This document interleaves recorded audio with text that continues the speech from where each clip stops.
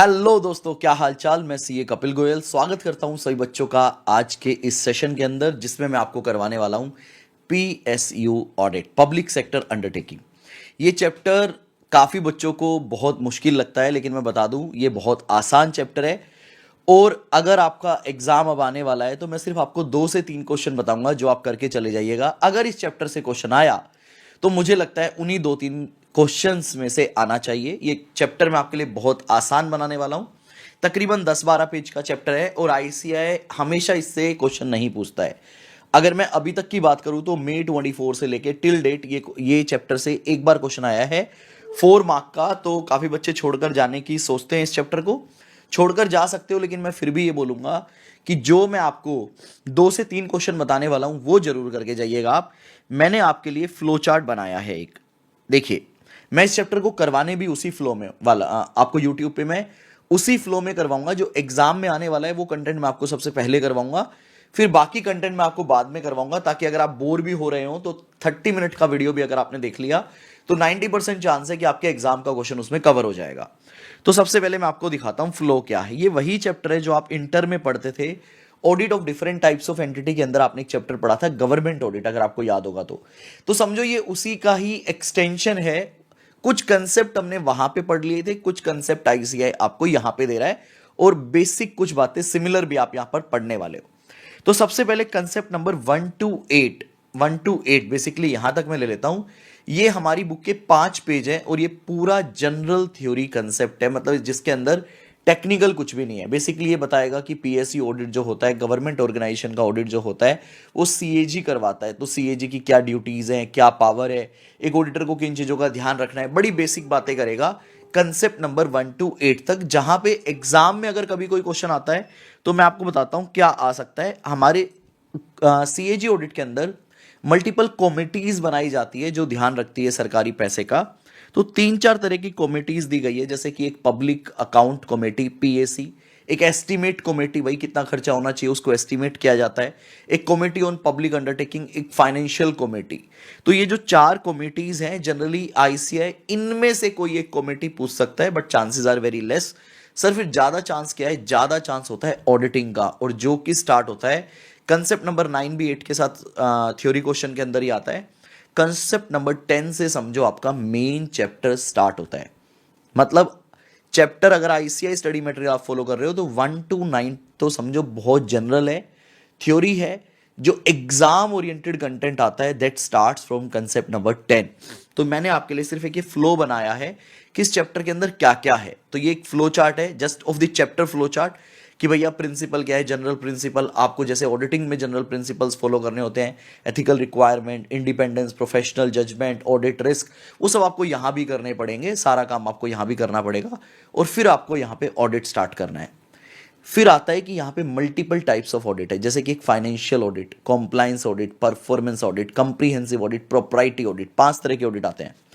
देखिए, जब आप एक कंपनी का ऑडिट करते हो माफ कीजिएगा मेरा गला काफी खराब है, लेकिन 3 दिन मैंने आराम किया है, दवाइयां लिए, तो आज मैं कोशिश कर रहा हूं लेक्चर शूट करने की। जैसे अगर हम किसी कंपनी का ऑडिट करते हैं तो हमारा मेन ऑब्जेक्टिव होता है ऑडिटिंग के अंदर कि सर हम फाइनेंशियल स्टेटमेंट पे एक ओपिनियन दें, जिसमें जिसमें हम बात करते हैं ट्रू एंड फेयर व्यू पे।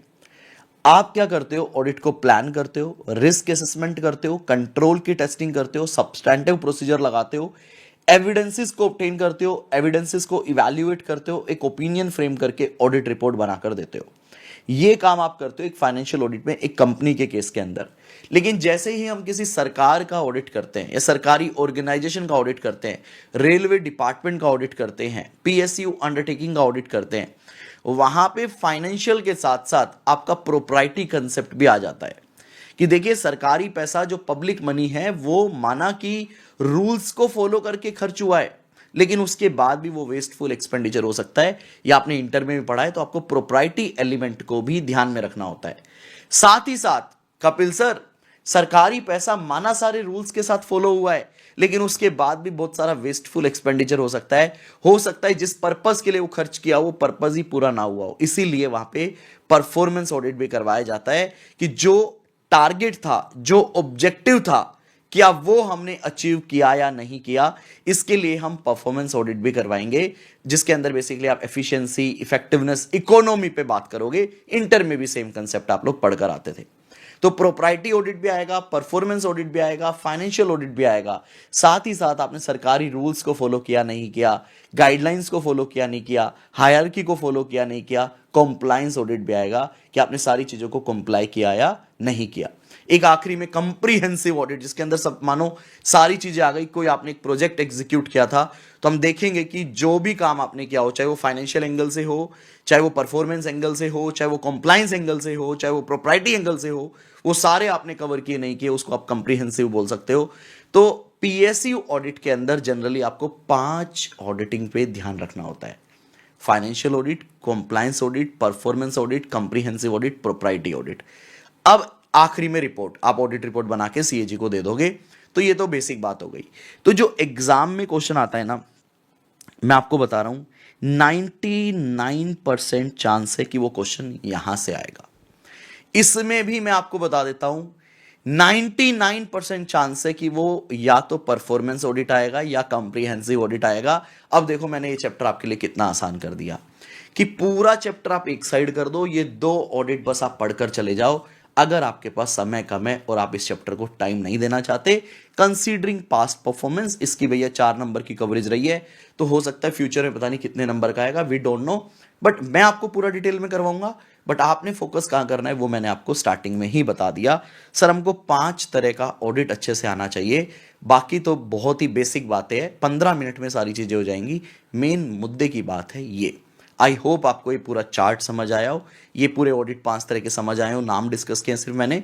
ये जो फ्लो चार्ट है ये टेलीग्राम चैनल पे मैंने अपलोड कर दिया है, सीए फाइनल ऑडिट नोट्स। और साथ ही साथ जो मेरी बुक का पीडीएफ है वो भी मैंने टेलीग्राम पे अपलोड कर दिया है, CA final audit notes by CA Kapil Goyal.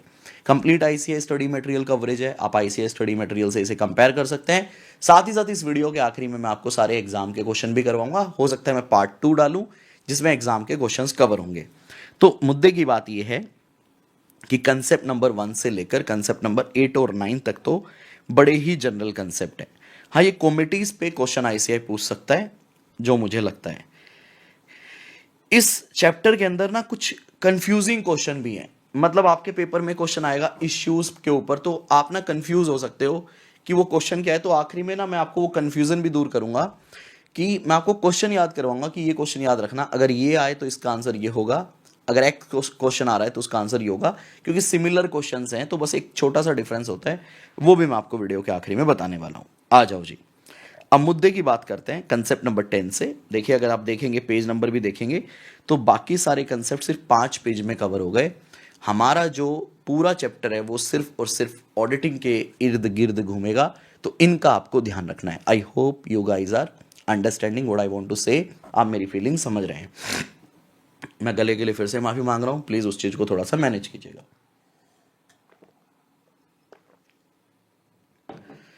देखिए जी, सबसे पहले आता है फाइनेंशियल ऑडिट। तो फाइनेंशियल ऑडिट तो वही है जो हम कंपनी के केस में करके आते हैं कि फाइनेंशियल को स्टडी करो, एविडेंस ऑब्टेन करो और देखो कि एज पर एफआरएफ बने हैं और ओपिनियन दे दो। तो ये तो लिख दो सेम एज कंपनी ऑडिट। इसमें तो आपने कुछ भी नया नहीं करना, तो इसीलिए ये एग्जाम के लिए भी इंपॉर्टेंट नहीं है। मैं एक बार रीड जरूर करूंगा।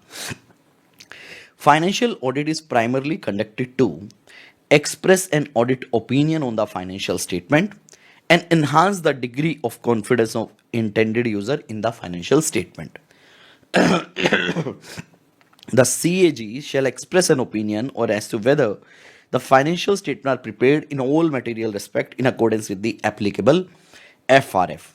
In the case of financial statement prepared in accordance with fair presentation financial reporting framework, जो कि आप ऐसे 700 में पढ़ते हो, whether the financial statements are present fairly in all material respect or give a true and fair view in accordance with that framework.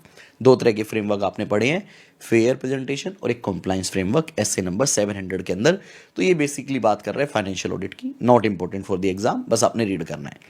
अगली मुद्दे की बात आती है सर कंप्लायंस ऑडिट, कि आपने ये देखना है कि जितने भी सरकारी प्रोजेक्ट्स हैं, कोई भी एक प्रोजेक्ट का आप ऑडिट कर रहे हो, मान लो कि वो प्रोजेक्ट जितने भी रूल्स एंड रेगुलेशन हैं, जितनी भी गाइडलाइंस है, जितने भी अगर किसी चीज को करने का कोई क्राइटेरिया डिसाइड किया है, क्या वो उन सबको फॉलो करके वो काम हुआ नहीं हुआ, ये आपको चेक करना है। बेसिकली आपको कॉम्प्लाइंस चेक करना है। देखो नाम में ही आ रहा है कि मैंने आपको एक एसओपी बना के दे दी, मैंने आपको एक रूल्स बना के दे दिए, और सरकार ने क्या किया, एक प्रोजेक्ट एग्जीक्यूट करवा दिया। अब मैंने बुलाया कि कपिल साहब आप इधर आओ, मैंने कहा जी आ गया। ये हमारा एक सरकारी डिपार्टमेंट है, इन्होंने अभी अभी रिसेंटली एक काम किया है। मैंने कहा जी बताओ क्या काम किया है। गुजरात में कॉमनवेल्थ गेम हुए हैं तो इनको 20,000 करोड़ रुपए दिए गए थे। देखो वो 20,000 करोड़ रुपए जिन रूल्स के हिसाब से खर्च होने चाहिए थे, जिन एसओपीस के हिसाब से खर्च होने चाहिए थे, वो हुए या नहीं हुए। तो हम क्या करेंगे, एक एक खर्चा उठाएंगे, एसओपीस को देखेंगे और देखेंगे उसके साथ कंप्लाई हो रहा है या नहीं। तो देखिए ये आपका स्टडी मटेरियल कंटेंट है, बट आई नो कि आप इतना नहीं रट पाएंगे, तो मैंने साथ साथ एक समरी बना दी है जो कि आप अपनी बुक में या इसका प्रिंट आउट निकालने के बाद, अगर आपके पास मेरी बुक नहीं है या आप किसी भी टीचर की बुक से पढ़ रहे हो, वहां पे ये समरी आप साथ साथ बना सकते हैं वीडियो को पोस्ट कर कर। तो आराम से चलते हैं कॉम्प्लायंस ऑडिट में क्या कहता है। देखिए कहता है कॉम्प्लायंस ऑडिट जो है वो एक इंडिपेंडेंट असेसमेंट है। किसी एक्स पार्टी ने ऑलरेडी काम कर दिया है, एक ऑडिटर को बुलाया है कॉम्प्लायंस चेक करने के लिए, तो सबसे पहली बात तो एक इंडिपेंडेंट असेसमेंट है। सर अगर ऑडिटिंग के अंदर इंडिपेंडेंट वर्ड हट जाएगा तो वैल्यू ही खत्म। Oh whether given a subject matter, कोई भी एक सब्जेक्ट मैटर हो सकता है, कोई भी एक काम हो सकता है, is in compliance with the applicable authorities identify as a criteria. क्या वो जितनी भी अथॉरिटीज हैं, जो भी रूल्स बनाए गए हैं, जो क्राइटेरिया बनाए गए हैं, उनके साथ कंप्लाई करती है या नहीं करती है। इसी एक लाइन को अलग अलग तरीके से बार बार लिखेगा आईसीआई। तो देखिए क्या कहता है कि जो भी सब्जेक्ट मैटर है आपके पास, जो भी काम आपको दिया गया है, वो कंप्लाई करता है एप्लीकेबल क्राइटेरिया से, रेगुलेशन से, अथॉरिटी से, ये आपको पता होना चाहिए। आगे भी देखो सेम बात मिलेगा।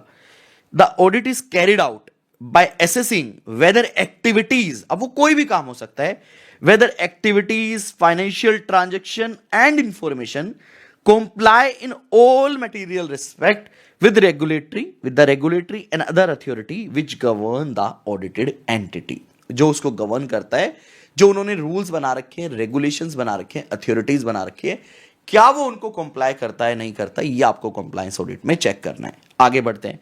कंप्लायंस ऑडिट के अंदर दो बातें आती है। सबसे पहले कहता है आपको रेगुलरिटी चेक करनी है कि रेगुलेशन के हिसाब से काम हुआ नहीं हुआ, लेकिन सरकारी काम है इसलिए प्रोप्राइटी को तो ध्यान में रखना ही पड़ेगा, जो कि इंटर के अंदर आप बहुत डिटेल में पढ़ते हो कि भैया कोई भी खर्चा ऐसा नहीं होना चाहिए कि बस आपने खर्च कर दिया, उस पैसे को हमेशा आपने इस तरह से खर्च करना है कि that is your own money. तो देखिए क्या कहता है, रेगुलरिटी तो ऊपर वाली बातें मिलेगी। Adherence of the subject matter to the formal criteria, जो भी क्राइटेरिया पॉलिसीज हैं उसको आप फॉर्मल उसको फॉलो करेंगे।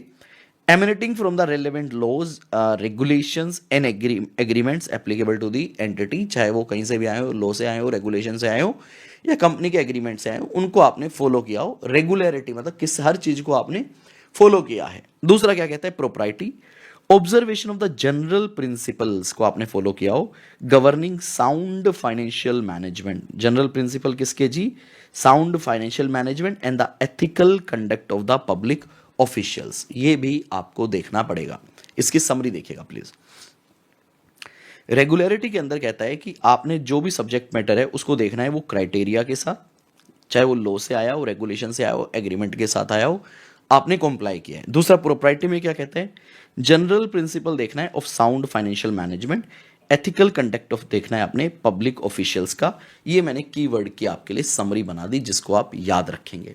तो ये कॉम्प्लायंस ऑडिट का समझो मेन सिर्फ अभी मतलब था कि कॉम्प्लायंस में अपने को रेगुलेशंस के साथ, सब्जेक्ट मैटर का क्राइटेरिया के साथ, लॉ एंड रेगुलेशन के साथ, एग्रीमेंट के साथ कॉम्प्लायंस देखना है, साथ ही साथ जनरल प्रिंसिपल देखना है फाइनेंशियल मैनेजमेंट का, और एथिकल कंडक्ट देखना है हमने पब्लिक ऑफिशियल्स का। यहां बात खत्म नहीं होती है। फिर कहता है compliance audit is generally conducted इधर, आप किसी भी चीज का कॉम्प्लायंस देख सकते हो, फाइनेंशियल का भी देख सकते हो, किसी इंडिविजुअल मैटर का भी देख सकते हो, कॉम्बिनेशन देख सकते हो, फाइनेंशियल प्लस मैटर दोनों का देख सकते हो, परफॉर्मेंस ऑडिट के अंदर भी कॉम्प्लायंस देख सकते हो। बेसिक बात थी। अब कहता है कॉम्प्लायंस ऑडिट का प्रोसेस क्या है, तो मैं इसको आपके लिए बड़ा इजी कर देता हूं। Same as financial statement audit process. तो जो लर्न वाला कंटेंट था ना, ये जो था ये लर्निंग वाला कंटेंट था, बाकी सब आपका रीडिंग वाला कंटेंट है। Same as financial statement audit process. Financial statement का जो प्रोसेस आप फॉलो करते हो वही कॉम्प्लायंस ऑडिट का प्रोसेस है, कुछ भी चेंज नहीं है। पहले क्या बोलता है देखिए, कि आपको सारे जनरल प्रिंसिपल की नॉलेज होनी चाहिए, चाहे वो एथिकल से रिलेटेड हो, प्रोफेशनल जजमेंट से रिलेटेड हो, कॉम्प्लायंस से रिलेटेड हो, आपको सबकी नॉलेज होनी चाहिए। एंटिटी क्या है, किस चीज का ऑडिट कर रहे हो, आपको एक एनुअल प्लान डेवलप करना पड़ेगा। तो ये बोलता है कि जनरल प्रिंसिपल्स की आपको नॉलेज होनी चाहिए पहले के अंदर, जो कि मैं बोलूंगा चलो एक एडिशनल पॉइंट है। अब आप सेकंड से देखो, सबसे पहले क्या कहता है भाई साहब, आपको ऑब्जेक्टिव और स्कोप देखना पड़ेगा, जो कि आप चैप्टर 2 प्लानिंग में पढ़ते हो कि भाई सबसे पहले जब भी हम ऑडिट स्टार्ट करते हैं हमें ऑब्जेक्टिव एंड स्कोप देखना है। फिर चैप्टर 2 प्लानिंग बोलता है कि आपको ऑडिट स्ट्रैटेजी डिजाइन करनी है। स्ट्रैटेजी के साथ साथ वो कहता है आपको सब्जेक्ट मैटर देखना है, आप किस चीज का ऑडिट कर रहे हो और किस क्राइटेरिया के अगेंस्ट कर रहे हो, क्या मैटर है, किसके साथ उसको कंपेयर करना है, चेक करना है। फिर कहता है ऐसे 315 आपने एंटिटी और एनवायरनमेंट को समझना है। इतना ही नहीं, आपने इंटरनल कंट्रोल को समझना है, साथ ही साथ ऐसे 320 की मटीरियलिटी निकालनी है, रिस्क एसेस करना है और उसके बेस पे आप ऑडिट प्रोसीजर डिजाइन करेंगे। तो अगर आप यहां देखें तो यहां पे S A number 300, S A number 315 plus S A number 320 plus S A number 330 response तक की चारों बातें आ गई। ये आपने प्लानिंग ऑफ ऑडिट के अंदर आ गया। उसके बाद मैं क्या करूंगा, एविडेंसेस को ऑब्टेन करूंगा। तो मतलब एसए नंबर 500 की सारी बातें यहां आ जाएगी। Performing the audit and gathering evidence, सबसे पहले क्या कहता है, आप एविडेंस को गैदर कीजिएगा through various means, continuously update कीजिएगा जो आपने एविडेंसेस लिए। ऐसे 315 320 का रिस्क असेसमेंट आपका रीअसेस होता है, तो क्या कहता है, कॉन्टिन्यूसली अपडेट कीजिएगा planning and risk assessment. Consider non compliance में इंडिकेट सस्पेक्टेड अनलॉफुल एक्ट, और आप देख लो किसी तरह का कोई नॉन कॉम्प्लायंस तो नहीं है। तो बेसिकली यहां पे क्या बोलता है, एविडेंसेस को ऑब्टेन करो और अगर ऐसे 315 के अंदर कोई भी आपको रीअसेसमेंट करना है वो रीअसेसमेंट आप करो। साथ ही साथ कहता है कि जो आपने एविडेंसेस लिए हैं अब आप उन्हें इवैल्यूएट करो। Evaluate evidence and forming conclusion, आप एविडेंसेस को इवैल्यूएट कीजिएगा और एक ओपिनियन आपने फ्रेम करनी है। तो आ जाओ जी देखते हैं। Evaluate evaluate whether sufficient and appropriate evidences obtain, क्या आपने सारे सफिशिएंट एप्रोप्रिएट एविडेंसेस ऑब्टेन कर लिए हैं। Consider materiality for reporting purpose, materiality को देख लो। कंक्लूजन फॉर्म करो और आपको डॉक्यूमेंटेशन करना पड़ेगा। साथ ही साथ आपको क्वालिटी कंट्रोल का भी ध्यान रखना होगा। ये भी आप सारा फाइनेंशियल स्टेटमेंट ऑडिट में करते हैं। उसके बाद फाइनली आप एक रिपोर्ट बना के दो। Prepare the report, include response from entity appropriate और फॉलो अप करो from the previous report if necessary. अगर प्रीवियस रिपोर्ट के कुछ पॉइंट्स हैं उनको भी आपको फॉलो अप करना है। देखो आप ना इन पांचों ऑडिट को, financial audit, compliance audit, performance audit, comprehensive audit, propriety audit, इन पांचों को आप तसल्ली से पढ़ना, आराम से, जल्दबाजी मत करना। ये पांच ही हैं जिनमें से आपका एग्जाम का क्वेश्चन आएगा। फाइनेंशियल ऑडिट सर याद करना है, रीड करना है, तो आपको पता है मैं आपको क्या बोलूंगा कि बेटा रीड करना है। कंप्लायंस ऑडिट में मैं क्या बोलूंगा, कुछ कंटेंट आपको याद करना है, फिर बैलेंस आपको रीड करना है। मैंने आपके लिए मेंशन कर दिया, तो it will take less time याद करने में। अब जितना समय लगाना चाहो लगाना, साथ ही साथ इसकी राइटिंग प्रैक्टिस भी कर लेना। ठीक है बेटा, आई होप इतना समझ आया हो। यहां पे था ये कॉम्प्लायंस ऑडिट। अब स्टार्ट होता है परफॉर्मेंस ऑडिट। और अगर आप मेरा फ्लो चार्ट देखेंगे तो मैंने आपको क्या बताया है कि एग्जाम में 99% चांस है कि क्वेश्चन कहां से आएगा, ऑडिट से आएगा। उसमें भी 99% चांस है कि क्वेश्चन कहां से आएगा, या तो परफॉर्मेंस ऑडिट से या फिर कंप्रीहेंसिव ऑडिट से। तो इन दोनों को बहुत डिटेल में करना है, और दोनों ही, कंप्रीहेंसिव ऑडिट में तो सिर्फ एक ही क्वेश्चन है, सॉरी, परफॉर्मेंस ऑडिट के अंदर 3 4 5 क्वेश्चन बनते हैं। तो सारा टाइम आपने इस चैप्टर का 90% टाइम आपने परफॉर्मेंस ऑडिट पे लगाना है, बैलेंस 10% टाइम पूरे चैप्टर पे लगाना है। तो आप समझ सकते हैं कि पूरा चैप्टर एक साइड, सिर्फ परफॉर्मेंस ऑडिट एक साइड। आ जाइए।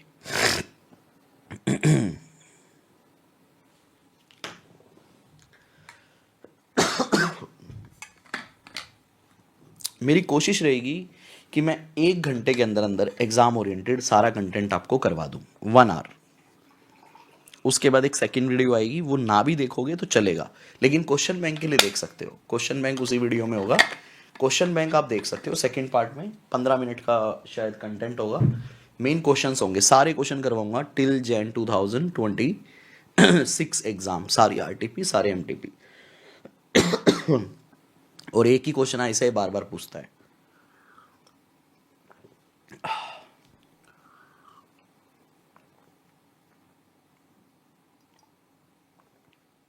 और जो ऐसा ही क्वेश्चन वो बार बार पूछता है ना, उसका आंसर भी 2-3 ऑडिट को मिला के लिखना होता है, तो डायरेक्ट कोई बुक का आंसर नहीं होगा। उसमें हम कॉम्प्लायंस ऑडिट का कंटेंट भी डालेंगे, परफॉर्मेंस ऑडिट का कंटेंट भी डालेंगे, तो वो क्वेश्चन काफ़ी अच्छा है। मल्टीपल टाइम पूछता है, ऐसे 4-5 बार आ चुका आरटीपी एमटीपीज में। तो और वो एग्जाम में आया नहीं है, तो मुझे लगता है एग्जाम में अगर कोई क्वेश्चन आएगा तो वही आएगा। मैं एक क्वेश्चन आपको बताऊंगा। देखिए जी, अब बात करते हैं परफॉर्मेंस ऑडिट की। सबसे पहली बात तो जब भी हम परफॉर्मेंस की बात करते हैं तो आपको ये देखना है कि यार कोई भी प्रोजेक्ट हुआ हो सरकार का, क्या उसने सही से परफॉर्म किया है। तो जब भी परफॉर्म की बात आए तो सिर्फ डिजायर्ड आउटपुट की बात नहीं होती, इसके अंदर एक ट्रिपल ई का कंसेप्ट आता है, आपने याद रखना है, जिसका पहला मतलब है इकोनॉमी, दूसरा है एफिशिएंसी और तीसरा है इफेक्टिवनेस। इन तीनों पे बात होनी चाहिए कि आपने जो भी रिसोर्सेज लिए हैं वो सबसे कम प्राइस पे आपने बेस्ट रिसोर्सेज लिए हैं, एफिशिएंटली उन रिसोर्सेज को यूज़ किया है और इफेक्टिवली आपने अपने आउटपुट को अचीव किया है, अपने रिजल्ट को, डिज़ायर रिजल्ट को अचीव किया है। सर याद कैसे करना है वो भी समझाइए।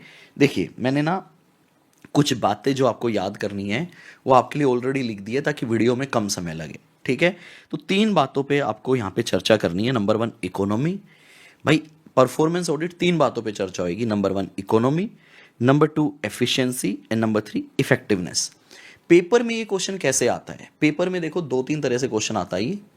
एक तो आपको एक सिचुएशन दी हुई होगी और उसमें ये बोला होगा कि जो ऑडिटर है उसने कॉम्प्लायंस ऑडिट किया है और अपनी रिपोर्ट सबमिट कर दी है सीएजी को, बट सीएजी ने उस रिपोर्ट को रिजेक्ट कर दिया। ये वही क्वेश्चन है जिसके मैं बात कर रहा हूँ, जो ऐसे मल्टीपल टाइम देता है आपको।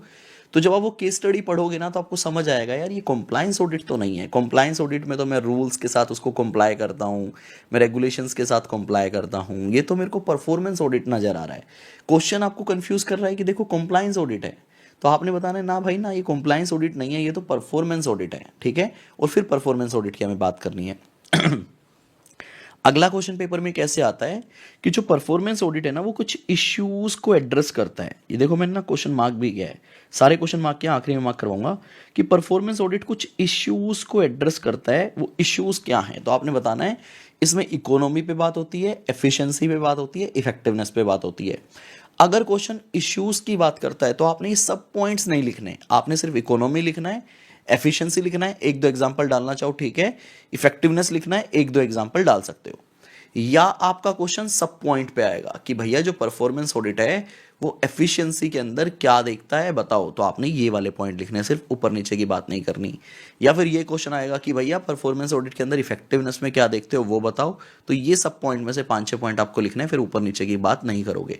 तो बेसिकली देखा जाए इश्यूज पे आएगा तो तीनों पॉइंट लिखेंगे, इकोनॉमी पे सेपरेट क्वेश्चन आएगा नहीं, एफिशिएंसी पे भी सेपरेट क्वेश्चन आ सकता है, इफेक्टिवनेस पे भी सेपरेट क्वेश्चन आ सकता है। और अभी खत्म नहीं हुआ, अभी तो ये परफॉर्मेंस ऑडिट बहुत लंबा है, हम आराम आराम से चलेंगे। देखो जी क्या कहता है परफॉर्मेंस ऑडिट, पहले मैं डिटेल में पढ़ूंगा, फिर मैंने आपके लिए समरी बनाई है, सिर्फ उतना भी याद करेंगे। तो क्या कहता है देखिए, ए performance audit is an objective and systematic examination of evidence for the purpose, भाई आप एक एग्जामिनेशन कर रहे हो क्यों, for the purpose of providing for the purpose of providing an independent assessment. भाई आप एक चेकिंग कर रहे हो, एक इंडिपेंडेंट असेसमेंट कर रहे हो क्यों, of performance of a government organisation. आप गवर्नमेंट के किसी ऑर्गेनाइजेशन का, किसी प्रोग्राम का, किसी एक्टिविटी का क्या चेक कर रहे हो, परफॉर्मेंस चेक कर रहे हो।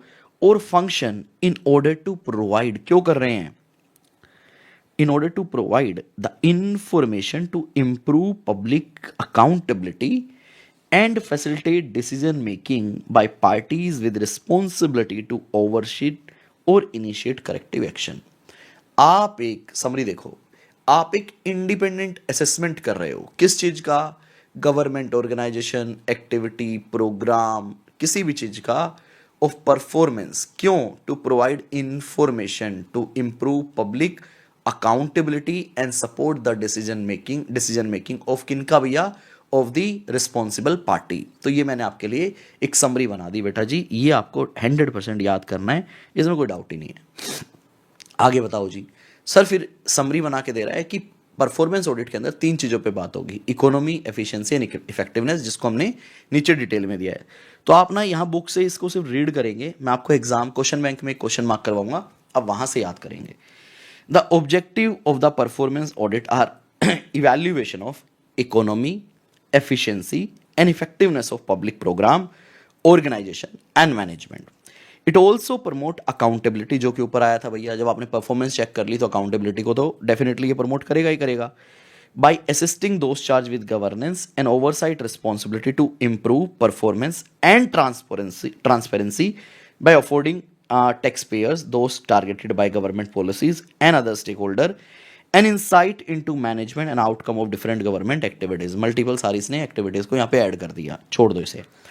Performance audit focus on area in which it can add value which have the greatest potential for development। भाई परफॉर्मेंस ऑडिट करवाते हैं ताकि वैल्यू ऐड हो सके, हम देख पाएं कि वो काम ने जो भी काम हमने जो भी एक्टिविटी की है वो सही हुई है या नहीं हुई है।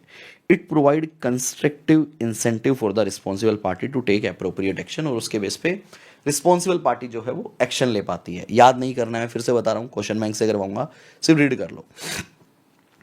This audit promote accountability वापस से by assisting those charged with governance and oversight responsibility to improve performance through an examination of whether decision by the legislature or the executive are efficiently and effectively prepared and implemented। जो भी decision लिए हैं government ने या फिर जो responsible है वो सारे ठीक है। टैक्स पेयर और citizens have receive value for money, और जो टैक्स पेयर का पैसा है उसको वैल्यू फॉर मनी मिल रहा है, वो हमने सही तरीके से खर्च किया है। ये हो गई बेसिक बातें ऑब्जेक्टिव ऑफ परफॉर्मेंस ऑडिट की। यहाँ पे आ जाओ, परफॉर्मेंस ऑडिट के अंदर 3 बातें कवर की जाती है, इकोनॉमी, एफिशिएंसी, इफेक्टिवनेस। इकोनॉमी का मतलब क्या है कि आपने जो भी रिसोर्सेज लिए हैं वो बेस्ट प्राइस पे आपने बाय किए हैं, ये याद रखना। मैं रीड कर रहा हूँ। It is minimising the cost of resources. Cost of resources minimise कब होगी? जब आप उसको बेस्ट प्राइस पे बाय करेंगे। Use for an activity having regard to appropriate quantity, quality and at the best price. Best price का मतलब ये नहीं होता कम प्राइस पे आपने कुछ भी खरीद लिया, बेस्ट क्वालिटी भी होनी चाहिए। Judging economy imply forming an opinion on the resources. Resources के अंदर ह्यूमन, फाइनेंशियल एंड मटेरियल सब कुछ आ जाएगा, उस पर आप एक ओपिनियन फॉर्म करते हो। This require assessing whether the given resources have been used economically and acquired in due time in appropriate quantity and quality at the best rate, at the best price। और लिख लो बेटा, at the best price। ठीक है जी, ये आपने इसके अंदर cover करना है। अब आती है बात एफिशिएंसी की। एफिशिएंसी का मतलब ये है इनपुट आउटपुट रेशियो। मैंने यहाँ पे देखो एक समरी भी बनाई है आपके लिए।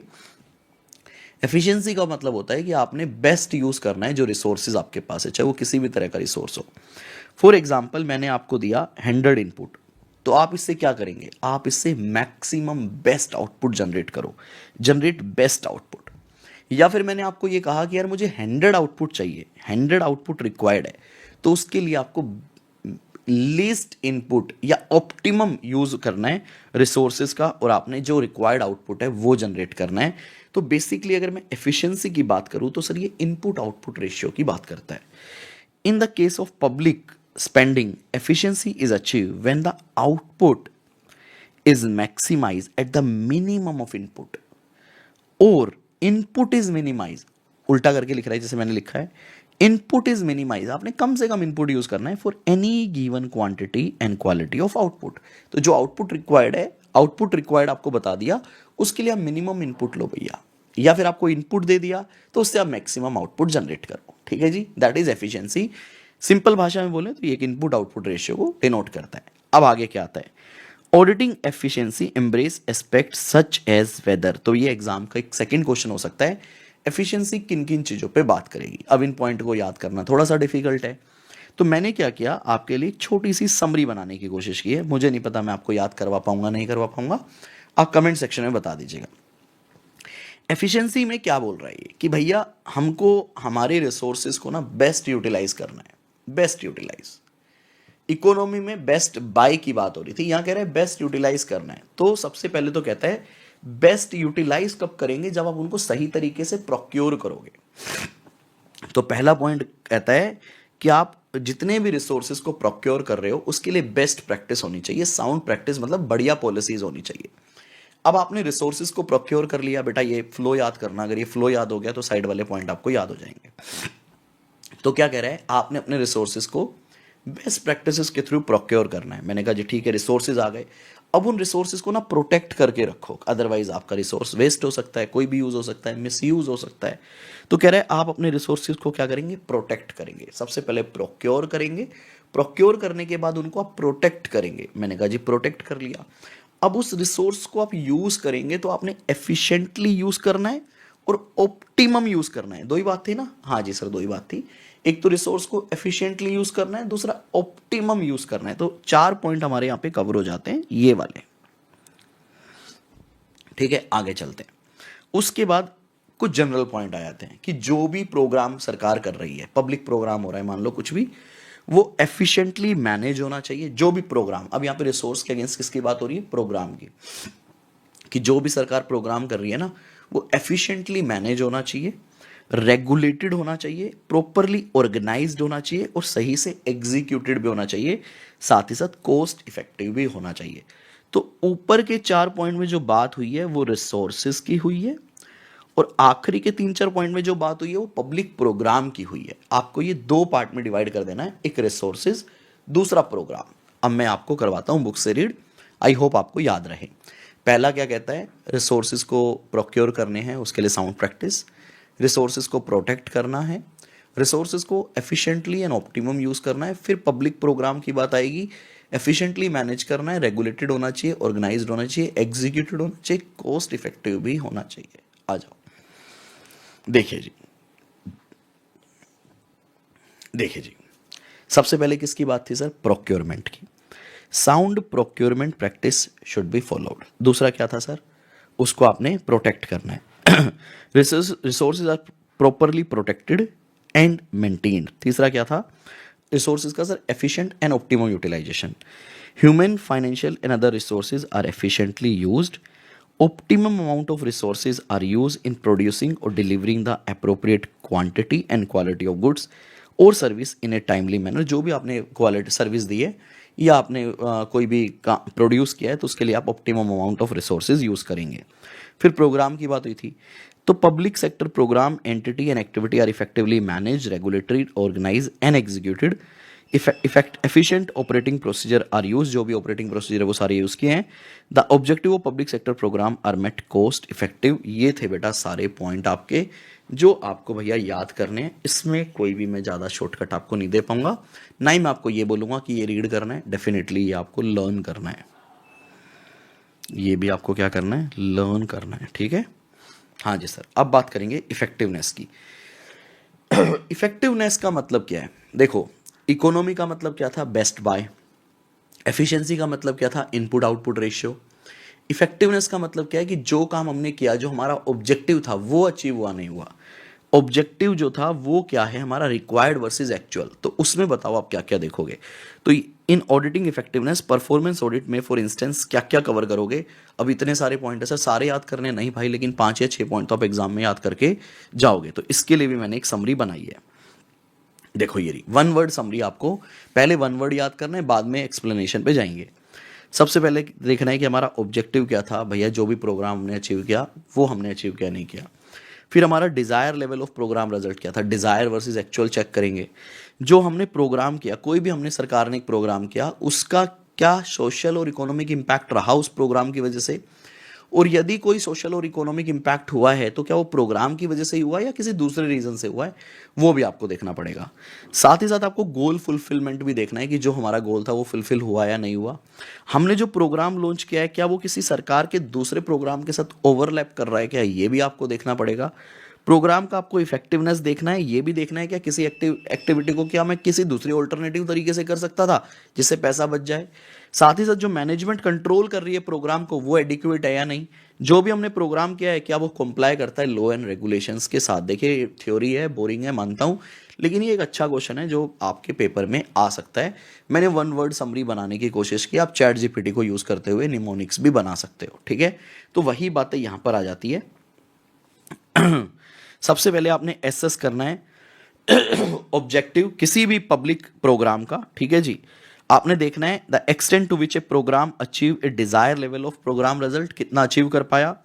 एसेस एंड एस्टैब्लिश करना है विद एविडेंस, एविडेंस के साथ, वेदर द ऑब्जर्व डायरेक्ट और indirect social and economic impact of a policy, जो भी इंपैक्ट हुआ है are due to the policy, वो पॉलिसी की वजह से हुआ है, और द अदर कॉजेज या उसके कोई दूसरे कॉजेज हैं।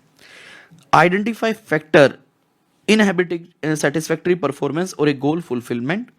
Assess whether the programme complement, duplicate और ओवरलैप, मैंने सिर्फ एक ओवरलैप का पॉइंट लिखा है समरी में, और काउंटरैक्ट अदर रिलेटेड प्रोग्राम, क्या ऐसा कुछ है क्या। Assess the effectiveness of programme, determine whether management has consider alternative for carrying out the programme, ठीक है जी, जो कि डिजायर रिजल्ट दे आपको। Assess the adequacy of management control system, जो मैनेजमेंट कंट्रोल कर रही है उसको एसेस करो। Assess compliance with law and regulation, identify way of making programme more effectively. Sir मैं आपको आसान आसान पॉइंट मार्क करवा देता हूं जो मेरे हिसाब से काफी इजी है, मैं मार्क कर रहा हूं। सबसे पहले बी पॉइंट आप याद कर सकते हो कि डिजायर रिजल्ट आपको मिला नहीं मिला, ठीक है जी। उसके बाद डेफिनेटली ये पॉइंट आपको करना चाहिए, डायरेक्ट और indirect social and economic impact आपकी पॉलिसी का आया है या नहीं आया। तीसरा आपको ये ओवरलैप वाला पॉइंट भी आप कर सकते हो कि भाई प्रोग्राम मेरा किसी दूसरे प्रोग्राम को ओवरलैप तो नहीं कर रहा है। उसके बाद ऑल्टरनेटिव कोई काम किसी दूसरे तरीके से कर सकते थे क्या, ये भी इफेक्टिवनेस का बहुत अच्छा पॉइंट है। मैनेजमेंट कंट्रोल सिस्टम कैसा है वो भी आप देख सकते हो, लॉ एंड रेगुलेशन का कंप्लायंस, और क्या हम इस प्रोग्राम को और इफेक्टिव बना सकते थे क्या, ये भी आप देख सकते हो। तो ये कितने पॉइंट मार्क कर दिए, 4 और 3 7 पॉइंट मैंने मार्क कर दिए। 4-5 पॉइंट भी अगर आपको याद हो जाएं तो बहुत अच्छी बात है। मैं देखूं यहाँ पे क्या है, मैंने वही बात लिखी है जो ऊपर आपको बताया है कि भैया इश्यूज एड्रेस का पॉइंट अगर पेपर में क्वेश्चन आता है तो आप तीनों पे लिखेंगे, ज़्यादा डिटेल में आपको सब पॉइंट्स नहीं लिखना है। लेकिन अगर कोई बेटा एक बात और याद रखना, इश्यूज पर एक क्वेश्चन कंप्रीहेंसिव ऑडिट पर भी, कंप्रीहेंसिव ऑडिट में भी एक इश्यूज का क्वेश्चन आएगा तो वो मैं अलग से करवाऊंगा। जैसे देखो मैंने कहा था ना सेम क्वेश्चन आते हैं बट आंसर अलग होते हैं, तो यहाँ पे क्या है इश्यूज, सेम क्वेश्चन कंप्रीहेंसिव में भी आएगा इश्यूज। तो आपको ये देखना होगा किसके इश्यूज हैं, परफॉर्मेंस ऑडिट के इश्यूज हैं तो इकोनॉमी, एफिशिएंसी, इफेक्टिवनेस, और अगर कंप्रीहेंसिव के इश्यूज आएंगे तो उसके पॉइंट अलग हैं, वो आपको ध्यान रखना होगा। तो मैं बाद में एंड में करवाऊंगा ये सारी चीज़ें, फिलहाल मैं कंसेप्ट करवा रहा हूँ। तो अभी अपन ने क्या देखा सर, अभी हमने देखा परफॉर्मेंस ऑडिट एक इंडिपेंडेंट असेसमेंट है किसी भी गवर्नमेंट के प्रोग्राम का, एक्टिविटी का। क्यों हम ये इसलिए कर रहे हैं ताकि हम इंफॉर्मेशन दे सके टू इम्प्रूव पब्लिक अकाउंटेबिलिटी, और जो गवर्नमेंट ने या रिस्पॉन्सिबल पार्टी ने डिसीजन लिया है उसको सपोर्ट करने के लिए। इसके अंदर 3 बातें आती हैं, इकोनॉमी, एफिशिएंसी और इफेक्टिवनेस। इकोनॉमी जो है वो बेस्ट बाय है, एफिशिएंसी जो है वो इनपुट आउटपुट है, इफेक्टिवनेस जो है वो ऑब्जेक्टिव को अचीव करना है एफिशिएंटली, जिसके पॉइंट हमने आपके साथ दिखाए। समरी मैंने बनवाई, पोज करके आप आराम से समरी बना सकते हो वीडियो को और इनको याद कर सकते हो, ठीक है। अब आगे चलते हैं। सर खत्म हो गया क्या, नहीं अभी तो स्टार्ट हुआ है। अब अगला क्वेश्चन आता है, इश्यूज की हमने बात कर ली परफॉर्मेंस ऑडिट में। अगला क्वेश्चन आता है कि जो बस 10 मिनट का और बचा है, 10 से 15 मिनट का परफॉर्मेंस ऑडिट, उसके बाद तो समय ही नहीं लग रहा। अगला क्वेश्चन आता है कि भाई साहब जो परफॉर्मेंस ऑडिट है उसको प्लानिंग करेंगे तो उसके अंदर क्या क्या कवर होगा। तो इसी पे देखो आईसीएस स्टडी मटेरियल में 2 क्वेश्चन है, क्वेश्चन नंबर 2 और 8। तो ये सेपरेट क्वेश्चन भी आ सकता है आपके एग्जाम में, प्लानिंग फॉर परफॉर्मेंस ऑडिट। और अगर एग्जाम में क्वेश्चन आता है प्लानिंग फॉर परफॉर्मेंस ऑडिट तो आपको ये सारे पॉइंट लिखने हैं जो चार्ट में है, इनके सब पॉइंट नहीं लिखने, ये सारी हेडिंग्स लिखनी है। ये मैं 2 मिनट में याद करवा दूंगा। लेकिन एग्जाम में क्वेश्चन इनके सेपरेट पॉइंट पे भी आ सकता है, कौन सा आएगा वो मैं बता दूंगा अभी। तो ये थोड़ा काफी कॉम्प्लिकेटेड हो जाता है परफॉर्मेंस ऑडिट। परफॉर्मेंस ऑडिट के अंदर देखो कितने क्वेश्चन बन गए। पहला तो बनेगा compliance audit versus performance audit, जो एक क्वेश्चन आईसीए का फेवरेट है, वो एक क्वेश्चन सिर्फ मीनिंग के ऊपर। दूसरा क्वेश्चन बनेगा परफॉर्मेंस ऑडिट में क्या इश्यूज हैं, 2 क्वेश्चन। तीसरा क्वेश्चन बनेगा एफिशिएंसी के अंदर क्या क्या आप देखते हो, चौथा क्वेश्चन बनेगा इफेक्टिवनेस के अंदर आप क्या देखते हो, पांचवा बनेगा प्लानिंग फॉर परफॉर्मेंस ऑडिट जिसके अंदर ये सारे क्वेश्चन आ जाएंगे, और छठा क्वेश्चन इन पे किसी पे भी आ जाएगा। इनमें हालांकि मैं बता दूंगा 3 क्वेश्चन बनते हैं, वहां से आएगा। तो 6 7 8 क्वेश्चन बनते हैं टोटल, 8 क्वेश्चंस बनेंगे आपके परफॉर्मेंस ऑडिट पे। मार्क करवा दूंगा दोबारा से। लो जी, अब प्लानिंग की बात करते हैं। भाई कोई भी ऑडिट आपको करना है तो आप प्लानिंग में क्या क्या कंसिडर करोगे? देखो बेटा, बहुत सिंपल पॉइंट है, आप आराम से समझ लोगे। चाहे हम स्टैट ऑडिट करें, चाहे हम कोई भी ऑडिट क्यों ना करें, चाहे हम परफॉर्मेंस ऑडिट करें, प्लानिंग के अंदर सबसे पहले कहता है आपको एंटिटी को समझना है, या फिर जब किसी आप प्रोग्राम का ऑडिट कर रहे हो, कोई एक गवर्नमेंट प्रोग्राम है उसका आप ऑडिट कर रहे हो, तो पहले उसको प्रोग्राम को समझो। तो सबसे पहले क्या कहता है, अंडरस्टैंड करो एंटिटी को। दूसरा कहता है आप अपना ऑब्जेक्टिव और स्कोप देखो कि आपका ऑब्जेक्टिव और स्कोप क्या है। देखो सबसे पहले क्या कहता है, या तो एंटिटी, किसी एंटिटी का ऑडिट कर रहे हो तो, या फिर प्रोग्राम, उसको समझो। फिर क्या कहता है, आपका ऑब्जेक्टिव एंड स्कोप देखो क्या है। इसके बाद ऑडिट वर्ड लिखो, और यहां से 3 चीजें निकल कर आएंगी, 3 चीजें निकल कर आएंगी कि आपका ऑडिट का क्राइटेरिया क्या रहेगा। ये बेटा एक आईसीआई का इंपॉर्टेंट क्वेश्चन बनता है। फिर कहेगा आप उस ऑडिट क्राइटेरिया को कैसे चेक करोगे, अप्रोच कैसे रहेगी। फिर अगला क्वेश्चन रहेगा कि आपको ऑडिट क्वेश्चंस बनाने, ये जनरल क्वेश्चन है, बाकी सब मेरे को नहीं लगता यहाँ पे कोई भी है। और अंडरस्टैंड कैसे करोगे, ये भी एक सेपरेट क्वेश्चन आ सकता है एग्जाम में। एंटिटी को या प्रोग्राम की अंडरस्टैंडिंग कैसे लोगे, ऑब्जेक्टिव एंड स्कोप बेसिक बात हो गई। ऑडिट क्राइटेरिया कैसे देखोगे, आपका ऑडिट अप्रोच कैसे हो सकती है, क्या हो सकती है। फिर आपने ऑडिट के क्वेश्चंस डेवलप करने हैं। तो पहले 5 पॉइंट याद करो। सबसे पहले कहता है एंटिटी और प्रोग्राम को समझो। फिर कहता है ऑब्जेक्टिव एंड स्कोप देखो। अब ऑडिट वर्ड लिखो, 3 बातें निकलेंगी। नंबर 1 ऑडिट का क्राइटेरिया, नंबर 2 ऑडिट की अप्रोच, नंबर 3 ऑडिट के क्वेश्चंस। फिर कहता है आप जो ये आपने काम डिसाइड किया करना है, इसके लिए क्या स्किल रिक्वायर्ड होगी, कि आपको किसी एक्सपर्ट को भी हायर करना पड़ेगा क्या, वो देखो। फिर आप एक ऑडिट डिजाइन मैट्रिक्स बनाओ, बेसिकली पूरा ऑडिट प्रोग्राम बनाओ।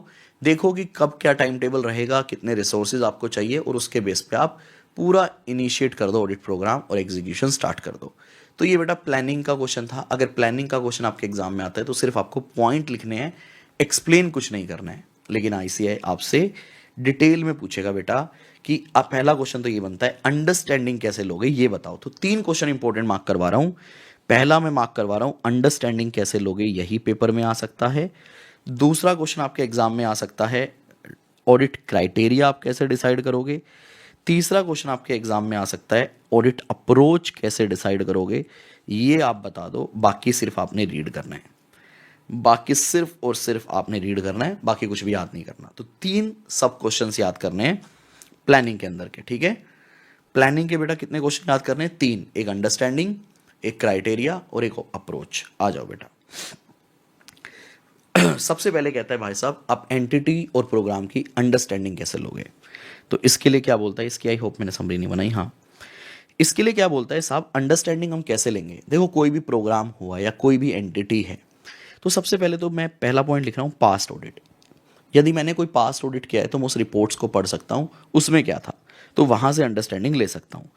दूसरा सर, अगर मैं एंटिटी का ऑडिट कर रहा हूँ तो एंटिटी के डॉक्यूमेंट्स देख सकता हूँ, लेजिस्लेटिव डॉक्यूमेंट्स देख सकता हूँ, सरकारी डॉक्यूमेंट जितने भी होते हैं, पॉलिसी डॉक्यूमेंट्स देख सकता हूँ। तो डॉक्यूमेंट्स पे कितने पॉइंट है, 3 पॉइंट है सर डॉक्यूमेंट पे। कौन कौन से डॉक्यूमेंट, बेटा पॉइंट याद करने हैं, बेटा याद क्या करने हैं, पॉइंट्स लर्न करने हैं यहाँ पे, ठीक है ना, पॉइंट्स को लर्न करना है।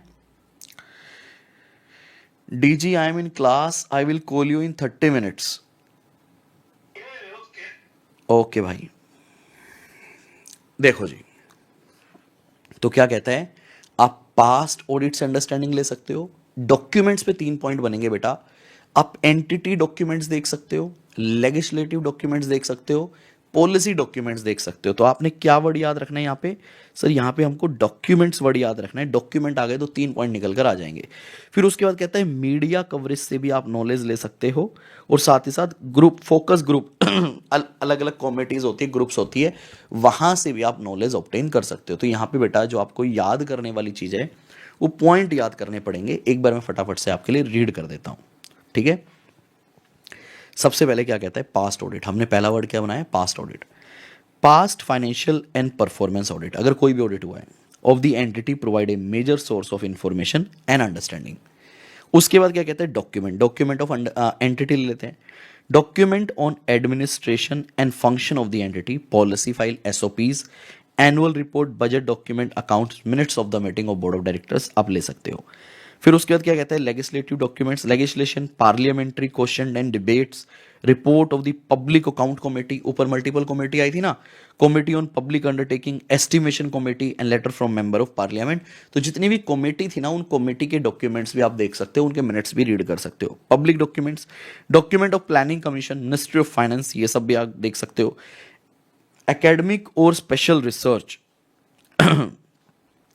इंडिपेंडेंट इवैल्यूएशन कर सकते हो the entity, academic research and similar work done by other government and other SAI. अगर कुछ भी ऐसा है किसी दूसरे ने रिसर्च कर रखी है, वो भी आप देख सकते हो। Media coverage, print and electronic media, their systematic and documentation on regular basis in a transparent manner, उसको आप रेफर कर सकते हो। Special focus group, audit advisory committee concern, annual and special report of World Bank, Reserve Bank of India, report by special interest group, NGOs etcetera, उनको भी आप refer कर सकते हो। सर एक्सप्लेनेशन तो याद होनी नहीं, तो बेटा पॉइंट पे फोकस करो, 5 में से 3 तो आएंगे, हाँ या ना? यस। तो अंडरस्टैंडिंग कैसे लोगे एंटिटी और उसके प्रोग्राम की, सर सबसे पहले पास्ट ऑडिट, फिर डॉक्यूमेंट के पॉइंट आए थे, एंटिटी के document, legislative document, policy document, media coverage, special focus group, और एक और था बीच में एकेडमिक और स्पेशल रिसर्च। ये बेटा पहला पॉइंट हो गया, अंडरस्टैंडिंग लेना है। फिर इसमें कुछ नहीं है, इसलिए आप इसका एक्सप्लेनेशन स्किप कर सकते हो। स्किप एक्सप्लेनेशन, आपने डिफाइन करना है ऑब्जेक्टिव एंड स्कोप, मैंने वैसे ही थोड़ा सा रख लिया है। तीसरा है कि आपको ऑडिट क्राइटेरिया डिसाइड करना है। क्राइटेरिया मतलब मैं किस बेस पे ऑडिट करूं, क्राइटेरिया। फॉर एग्जांपल मैं आपको बोलता हूं बेटा ये काम चेक करो, तो आप बोलोगे ना सर किस बेस पे चेक करूं, क्राइटेरिया क्या है? तो वही कह रहा है कि जब आप किसी भी पब्लिक एंटिटी का या प्रोग्राम का ऑडिट करोगे तो क्राइटेरिया क्या होगा वो बताओ। तो audit criteria are the standards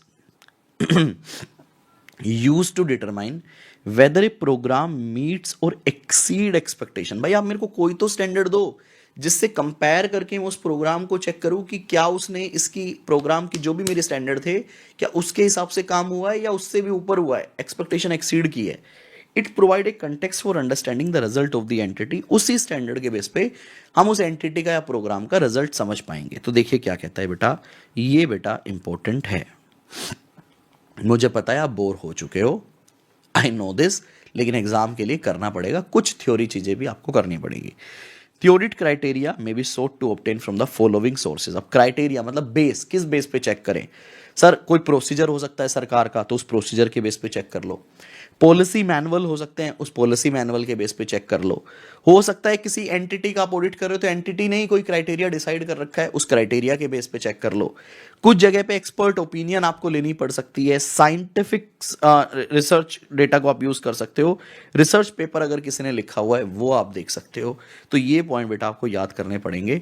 तो क्या कहता है देखिए, प्रोसीजर और मैनुअल देख सकते हो भैया, किस बेस पे काम होना चाहिए था। पॉलिसी, स्टैंडर्ड, डायरेक्टिव, गाइडलाइंस एक ही चीज़ है, उनको आप रेफर कर सकते हो। Criteria use by same entity और other entity in a similar activity और प्रोग्राम, भाई क्या क्राइटेरिया यूज हुए थे उनको आप रेफर कर सकते हो। Independent expert opinion and know how देख सकते हो। न्यू और establish scientific knowledge and other reliable information आप रेफर कर सकते हो। General management and subject matter literature and research paper को भी आप देख सकते हो। बेटा ये पॉइंट भी आपको रट्टा लगाना पड़ेगा, I am my self saying, ये आपको रट्टा लगाना पड़ेगा। पेपर में क्वेश्चन बिल्कुल डायरेक्ट आएगा, एक केस स्टडी मिलेगी लंबी चौड़ी सी, आखिरी में साफ साफ पूछेगा आपसे परफॉर्मेंस ऑडिट में, ऑडिट क्राइटेरिया में ऑडिटर कैसे ऑडिट क्राइटेरिया देखेगा। और अगर आपने सिंपल 5-6 पॉइंट लिख दिए you will get full marks, ठीक है। अब आता है सर हमारी ऑडिट अप्रोच क्या होगी। क्राइटेरिया तो पता चल गया, ऑडिट अप्रोच क्या होगी, मतलब हम जब ऑडिट करेंगे तो कैसे कैसे ऑडिट कर सकते हैं, अप्रोच बताओ। तो देखो इसने 5 अप्रोच बताई है, ये भी बहुत इंपॉर्टेंट है, बहुत इंपॉर्टेंट है। सबसे पहले कहता है एनालिसिस करो पूरे प्रोसीजर का, ये आपने ऊपर देख ही लिया था, प्रोसीजर मैनुअल पॉलिसी। तो कह रहा है पहला तो अप्रोच यही हो सकता है कि जो प्रोग्राम की पॉलिसी है या एंटिटी की पॉलिसी, हम उस पूरी पॉलिसी को एनालिसिस करें कि उस पॉलिसी के हिसाब से सारे काम हुए हैं क्या, चाहे वो प्लानिंग हो, चाहे एग्जीक्यूशन हो, चाहे रिपोर्टिंग हो, सारा उसी के हिसाब से होना चाहिए। फिर उसके बाद दूसरा बोलता है केस स्टडी। ये ना मैंने चैट जीपीटी से निकाले हैं सारे एग्जाम्पल, इसका बहुत डिटेल डॉक्यूमेंट भी है मेरे पास, ये रही। मैं ये भी एक बार आपके साथ डिस्कस कर लूँगा, ये मैंने चैट जीपीटी से निकाला है कि भाई क्या क्या डिटेल में थोड़ा समझाना हो या आप समझना चाहो तो, लेकिन पहले मैं जनरल डिस्कस कर लेता हूँ, उसके बाद थोड़ा डिटेल में चले जाएंगे, ठीक है। अगर आपको रेलेवेंट ना लगे आप वीडियो स्किप कर देना। केस स्टडी कह रहा है आप प्रोसीजर मत देखो, आप ना कोई केस स्टडी उठा लो सरकार के किसी भी काम की। जैसे मान लो रेलवे प्रोजेक्ट्स होते हैं, सिंगल लाइन ऑफ रेलवे थी, अभी सरकार ने डबल लाइन कर दी, तो आप वो काम ऑलरेडी एग्जीक्यूट हो चुका है, आप उस प्रोजेक्ट को उठा लो एज ए परफॉर्मेंस ऑडिट की। जो लाइन सिंगल से डबल की है, तो देखो उसका ऑब्जेक्टिव क्या था, क्या कैपेसिटी बढ़ी, क्या कॉस्ट सही लगी, क्या जितनी लगनी चाहिए थी उतनी लगी क्या। तो कोई एक केस स्टडी उठा लो किसी काम को जो हुआ है, ठीक है। उसके बाद कहता है एग्जिस्टिंग डेटा यूज करो। जैसे बीएसएनएल सरकारी ऑर्गेनाइजेशन है, उसमें यूजर्स का डेटा है, तो उसके बेस पे आप पूरा डिटेल में चेक कर लो, सर्वे कर लो। सर्वे मतलब डायरेक्टली पब्लिक से कम्युनिकेट करो। सरकार एलपीजी कनेक्शन देती है, उस पर सब्सिडी देती है, तो लोगों से बात करो कि उनको सब्सिडी मिल रही है नहीं मिल रही है, वहां से भी आपको काफी मिलेगा। और क्वांटिटेटिव रिकंसिलेशन कर लो, एनालिसिस कर लो। जैसे रोड पे सरकारी बसें चल रही हैं, रोड का कंस्ट्रक्शन हुआ है, तो रोड का कंस्ट्रक्शन हुआ तो देखो पहले बसेस में कितना फ्यूल लग रहा था, अभी कितना लग रहा है। इस तरह से आप क्वांटिटेटिव एनालिसिस भी कर सकते हो। तो सबसे पहले तो मैं आपको ये बोलूंगा, ऑडिट अप्रोच आपके एग्जाम में देखो कोई बहुत डिटेल केस स्टडीज वगैरह नहीं आनी है, सिंपल क्वेश्चन आने। ये तो मैंने थोड़ा डिटेल में खुद की नॉलेज को अपग्रेड करने के लिए भी मैंने ये पढ़ा है पूरा डिटेल में कि भाई ये है क्या, मतलब मैं भी तो जान लूँ थोड़ा सा, क्योंकि मेरा इस फील्ड में प्रैक्टिकल एक्सपोजर ज़्यादा नहीं है। तो ये बेटा आपको ना यहाँ पे भी पॉइंट लर्न करना है, लेकिन हम थोड़ा सा डिटेल में समझ लेते हैं just for general knowledge. Point learn में क्या कहता है भैया, हम कैसे कैसे ऑडिट कर सकते हैं। नंबर 1, प्रोसीजर को एनालिसिस करके केस स्टडी कर सकते हैं, एग्जिस्टिंग डेटा को यूज कर सकते हैं, सर्वे कर सकते हैं, क्वांटिटेटिव एनालिसिस कर सकते हैं। अब जरा एक बार चैट जीपीटी से जो हमने मदद ली है उसको पढ़ते हैं, ये क्या कहता है। देखिए ये कहता है भाई साहब मैंने सही तो खोला है ना, हाँ। पहला कहता है प्रोसेस देख लो, प्रोसीजर देख लो। पहला पॉइंट यही था, प्रोसीजर देख लो। वो कहता है प्रोसीजर में हम क्या देखेंगे, सारे rule system process of the PSU are properly design and follow, कि कंपनी के जो भी प्रोसेस हैं वो सारे प्रॉपरली डिजाइन है और प्रॉपरली फॉलो हो रहे हैं। फिर इसने एक एग्जांपल भी दिया, बेटा this is not for exam, this is just for our knowledge, ठीक है। एक एग्जांपल दे रहा है, मान लो जी एनटीपीसी का पावर प्लांट है जी। अब उसमें आप प्रोसेस में क्या चेक करोगे कि वो पावर प्लांट का मेंटेनेंस का क्या प्रोसेस है, how NTPC plan maintenance, how they monitor coal usage, भाई जो प्लांट है उसमें कोल कैसे यूज हो रहा है, whether budget procedure are followed, whether contract follow proper tender rules. तो बेसिकली जितने भी रूल्स थे ना, जितना भी प्रोसेस था उसको आपने चेक किया। अगर प्रोसेस अच्छा है तो मतलब परफॉर्मेंस अच्छी है, प्रोसेस बेकार है तो मतलब परफॉर्मेंस भी बेकार होगी। If procedures are not strong performance become poor. तो ये आपका पहला पॉइंट हो गया प्रोसेस चेक करने वाला। आगे चलते हैं, उसके बाद था केस स्टडी। फिर कह रहा है कि आप एक केस स्टडी उठा लो। ऑडिटर पिक्स वन प्रोजेक्ट और one unit one region and study it deeply to understand the problem. जैसे कि एग्जांपल क्या लिया, CAG select one railway infrastructure project, example doubling of track in South Central Railways. अब आप देखोगे why project is delay, अगर delay हुआ है तो रीजन क्या है, कॉस्ट क्यों इंक्रीज हुई, वेदर एक्सपेक्टेड बेनिफिट अचीव और नॉट। मैं इसमें कुछ और भी डाल रहा हूँ, रीजन क्या था भैया उसको लगाने का, वो भी हम देख सकते हैं। आगे आ जाओ जी, use of existing data. What it means, use the data already available in the PSU government source instead of collecting new data. Example, while auditing BSNL 4G rollout, BSNL ने 4G रोल आउट किया तो auditor क्या use कर सकता है, BSNL internal progress report, budget utilisation data, vendor payment record, tower installation data, ये देख सकते हो।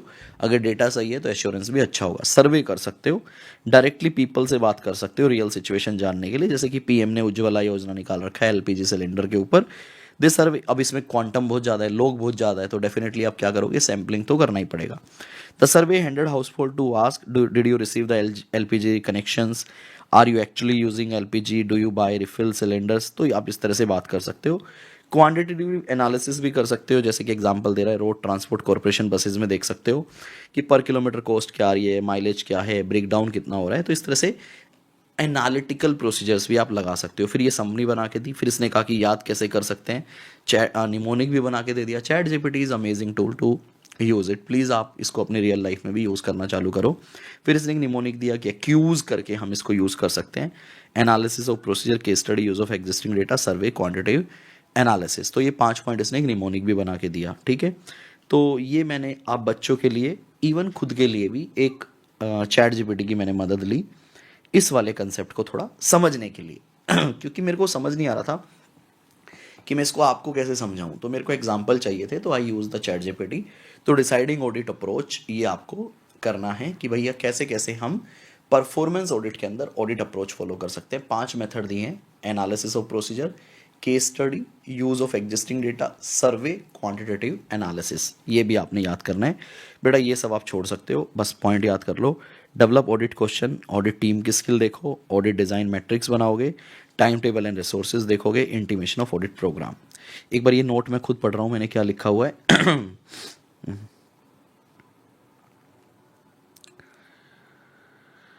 हाँ, ये वही बोल रहा है कि अगर क्वेश्चन में सिर्फ प्लानिंग पे पॉइंट क्वेश्चन आता है तो आपने सिर्फ प्लानिंग के पॉइंट लिखने हैं, बाकी इधर उधर की बातें नहीं करनी है। If question will ask specific how you will understand the entity then write only points of understanding, तो सिर्फ अंडरस्टैंडिंग के पॉइंट लिखने हैं, एक्सप्लेनेशन फालतू इधर उधर की बातें नहीं करनी। तो बेसिकली अब हम आपको यहाँ पे बेटा आपका परफॉर्मेंस ऑडिट खत्म हो जाता है, तो परफॉर्मेंस ऑडिट के मैं आपको क्वेश्चन मार्क करवा रहा हूँ। लो जी, मार्क करेंगे।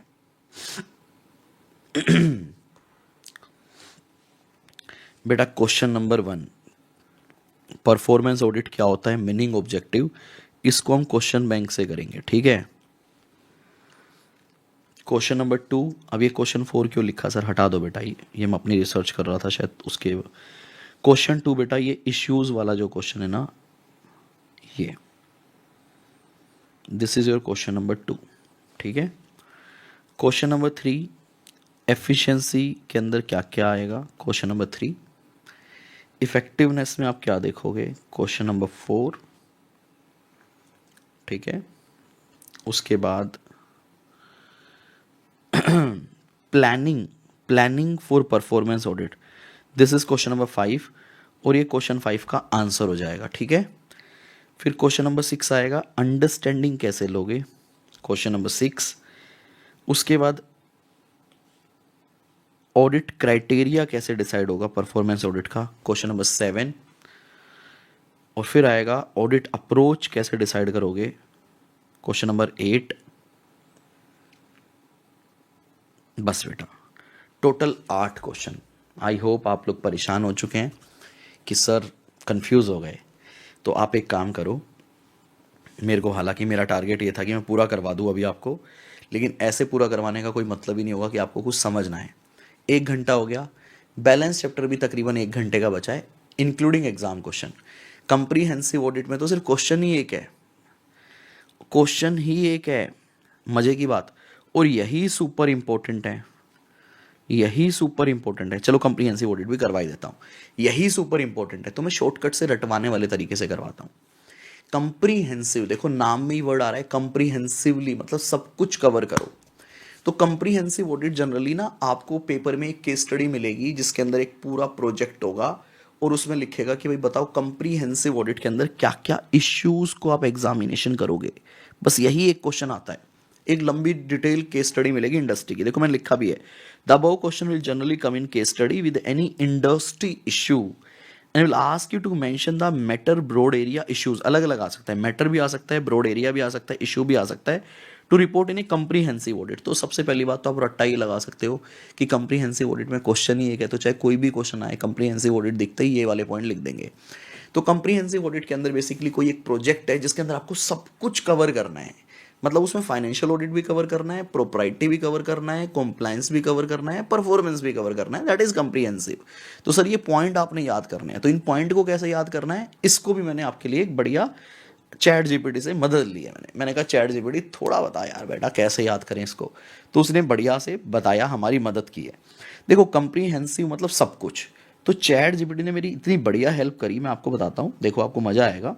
ये रहा, चैट जीपीटी कह रही है देख कपिल भाई कंप्रीहेंसिव मतलब सब कुछ कवर करना है, तो एक काम करते हैं, इतने सारे पॉइंट को, कहाँ गया, इतने सारे पॉइंट को एक साथ याद करने से बेटर है, कम है ये पॉइंट बेसिकली, इतने सारे पॉइंट को एक साथ याद करने से बेटर है हम इसको ना बॉक्स में अलग अलग कैटेगरी में डिवाइड कर देते हैं, याद करना आसान होगा। मैंने कहा जी बहुत अच्छी बात है, चलो डिवाइड करते हैं कैटेगरी में।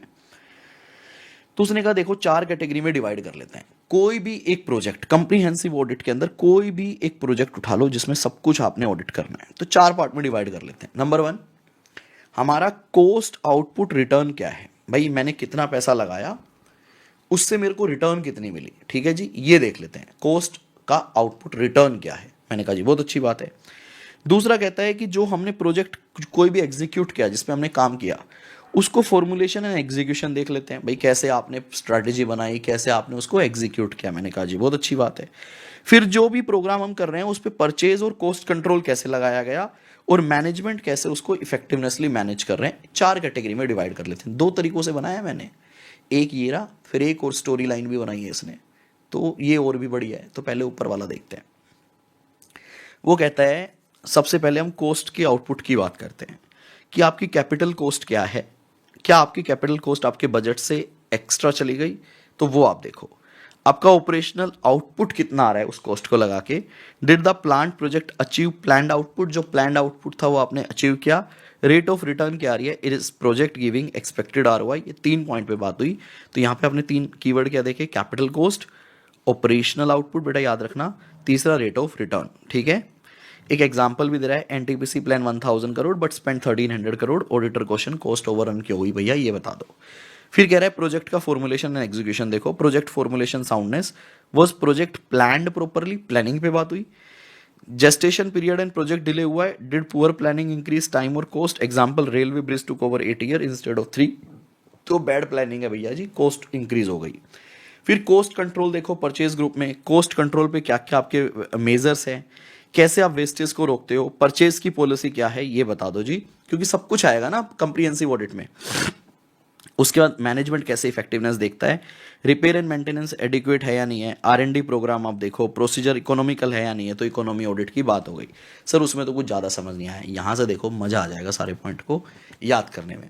ये कहते हैं एक स्टोरी डिसाइड करते हैं कि आप मान लो आप एक ऑडिटर हो, मैंने कहा जी ठीक है मान लिया, और आप एक बहुत बड़े PSU का ऑडिट करने वाले हो, जैसे कि NTPC या रेलवे या बेल का, ठीक है जी बेल का।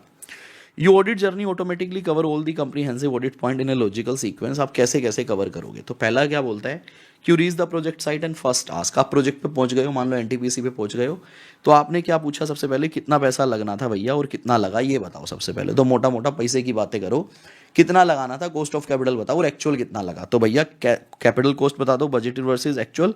आप क्या चेक करोगे, क्या कॉस्ट ओवररन हुई, क्या कोई अननेसेसरी स्पेंडिंग हुई, क्या नहीं हुई। सबसे पहले आप भैया एज ए ऑडिटर बन के NTPC पहुंच गए, आपने कहा जी एक नया प्रोजेक्ट हुआ है, कितना पैसा लगना था, कितना लगा, जरा ये बताओ। फिर आप अंदर जाओगे प्लान में और पूछोगे क्या मशीनरी भैया जो पैसा लगा है कितना लगा, कितना लगना था, कितना लगा, चलो वो बातें ठीक है, अब जो लग गया ठीक है, क्या जो मशीन है जो प्लान आउटपुट बना रही है, क्या वो ऑपरेशनल आउटपुट सही आ रहा है, क्या मतलब जितना जितना प्रोडक्शन आना चाहिए था उतना आ रहा है क्या भैया, टारगेट वर्सेस एक्चुअल। पहले बात हुई थी कि कितना लगना था कितना लगा, अब जो लग चुका, जो मशीन का आउटपुट आ रहा है, क्या टारगेट वर्सेस एक्चुअल ठीक है, क्या कोई अंडर यूटिलाइजेशन है, क्या कोई इनएफिशिएंसी है क्या भैया, इस पे बात बता दो। तो आप ऑडिटर बन चुके हो। आप पहले आपने जाके पूछा भैया कितना पैसा लगना था, कितना लगा, ओवररन हुआ है क्या। फिर जो मशीन लग गई उसका आपने पूछा एफिशिएंसी ऑफ आउटपुट बता दो कितना है भैया, ओवर यूटिलाइजेशन तो नहीं है, ये बातें कर लो।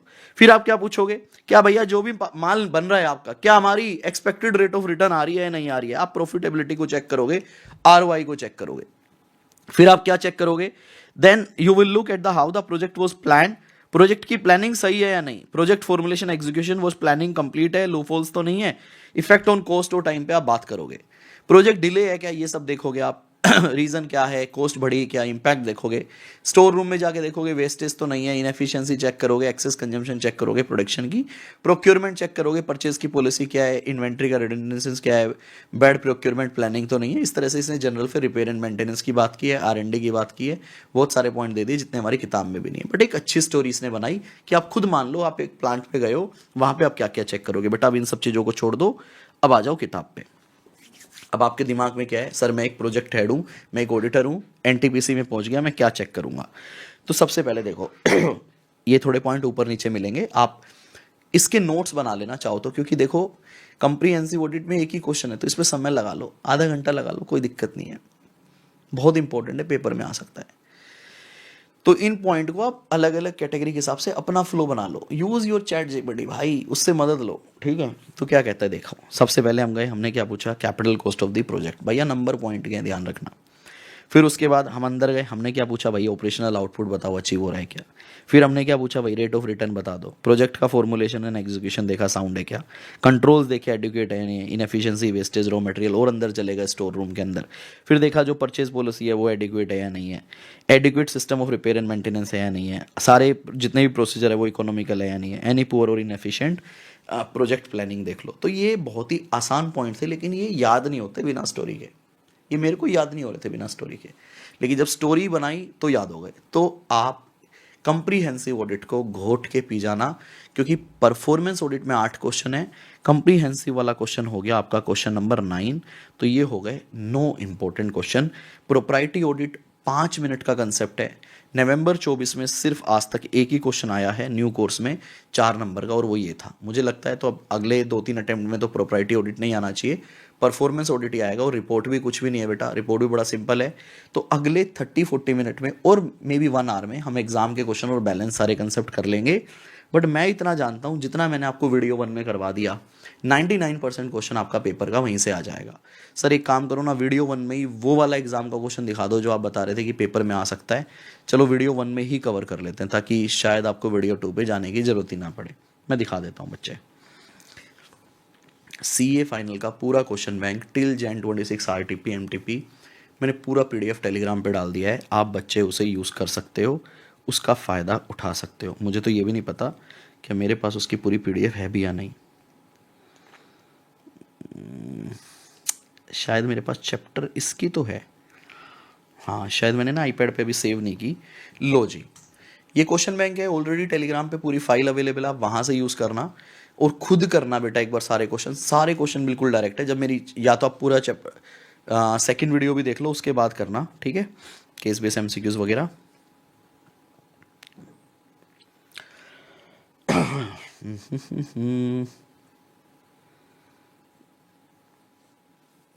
ये सारे बिल्कुल डायरेक्ट क्वेश्चन है। मैं बस आपको एक अच्छा क्वेश्चन करवाऊंगा।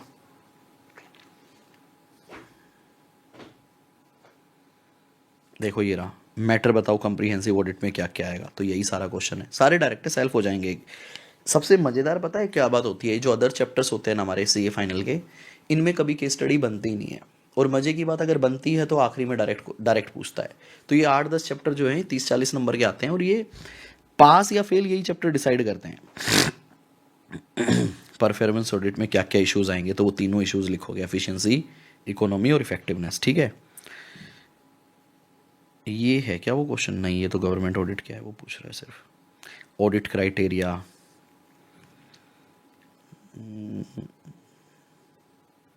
ये क्वेश्चन है वो, क्वेश्चन नंबर 7।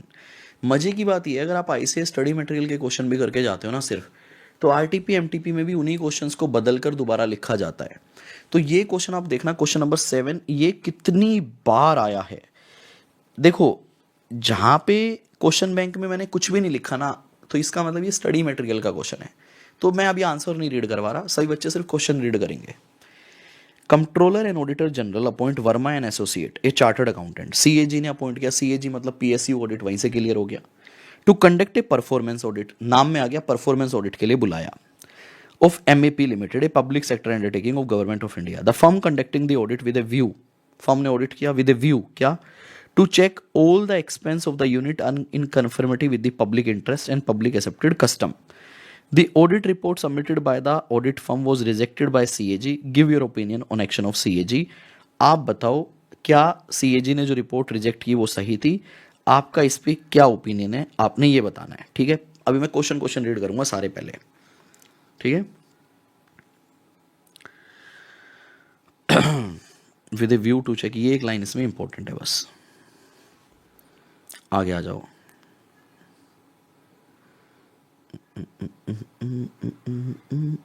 ये रहा सेम क्वेश्चन, RTP Jan 26 का क्वेश्चन देखो, question number 17। The CAG appoint Sharma and associate a firm of chartered accountant to conduct performance audit of NL limited, same study material वाला question है। A public sector undertaking of government of India, the audit was conducted with the objective of examining whether all the expense of the units were conformative with the public interest and accepted custom, same line. However, audit report was submitted by firm was rejected by CAG, whether action of CAG is justified, same question आपके exam में दोबारा देखने को मिला RTP Jain 26 में। Sir आपने duplicate question नहीं हटाए, अभी नहीं हटाए, ठीक है, आगे आ जाओ।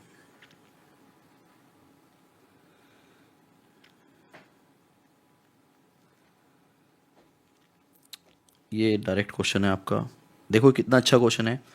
What kind of audit is referred in above case, तो आपने बताना है कौन सा ऑडिट है। ये क्वेश्चन 17 ना इतना प्यारा क्वेश्चन है कि अगर किसी बच्चे के अंदर थोड़ा सा भी दिमाग है ना, वो भी आंसर आइडेंटिफाई कर सकता है इसका। Describe the methods which could be use in conducting such audit, ये क्वेश्चन ना मेरे साथ एक बार रीड करो। ए स्टेट गवर्नमेंट ओन्ड पीएसयू, तो सबसे पहले आपको पता चल गया पीएसयू ऑडिट का क्वेश्चन है। Involved in setting up of a thermal power plant in the state, the CAG in its audit report pointed out delay in completion of work due to failure to decide on the type of water treatment in the cooling plant on a timely basis. छोड़ दो। Besides other reason leading to delay like frequent changes in layout and retesting of soil by the company were pointed out. आप full confuse जाओगे। आगे क्या कह रहे हैं, what kind of audit is referred in above case, आपको नहीं समझ आएगा कौन सा ऑडिट है, फालतू पॉइंट, कंफ्यूज हो जाओगे। लास्ट लाइन से आप तुरंत पकड़ लोगे क्या कौन सा क्वेश्चन है। Describe the method which could be use in conducting such audit, method बताओ। देखो इतना पता चल गया पीएससी ऑडिट का क्वेश्चन है, हाँ इतना पता चल गया ऑडिट का क्वेश्चन है। तो कितने तरह के ऑडिट है, 5। कौन कौन से ऑडिट थे, 5। Financial audit, compliance audit, performance audit. मेरा पहला हो गया फाइनेंशियल, दूसरा हो गया कॉम्प्लायंस, परफॉर्मेंस, कंप्रीहेंसिव, प्रोप्राइटरी। बेटा मेथड का कितनी जगह पे मेथड का क्वेश्चन है, सर एक ही जगह है मेथड, तो कहाँ पे, परफॉर्मेंस ऑडिट। तो भाई थोड़ा सा दिमाग भी लगा लोगे ना, और मैंने 8 क्वेश्चन मार्क कर रखे हैं, अगर आपको दिमाग में वही आ गया तो ही आप पूछ लोगे यार मेथड तो है ही एक जगह पे, परफॉर्मेंस ऑडिट चिपका दो मेथड्स। अब अगर किसी बच्चे को नहीं पता कौन कौन से क्वेश्चन बनते हैं तो भैया फिर बैठे रहो आप। अब देखो यहाँ पे कोई डिटेल एक्सप्लेनेशन नहीं है, सिर्फ पॉइंट है। आगे आ जाओ। सेम क्वेश्चन बेटा जैन 26 की आरटीपी में आया, सेम सितंबर 25 आरटीपी एमटीपी 2 में आया, और सेम स्टडी मटेरियल का क्वेश्चन है। The CAG appointed Rajni and associate a chartered accountant. तो अगर आपके एग्जाम में क्वेश्चन आना चाहिए तो मुझे लगता है यही आएगा। To conduct performance audit of LBC, a public sector undertaking under the government, the firm carried out audit whether the expense incurred by the unit were in conformity the public interest and public accepted custom. However, the audit report submitted by the audit firm was rejected by CAG. Give your opinion. Third same question, MTP2 September 25. आगे आ जाओ।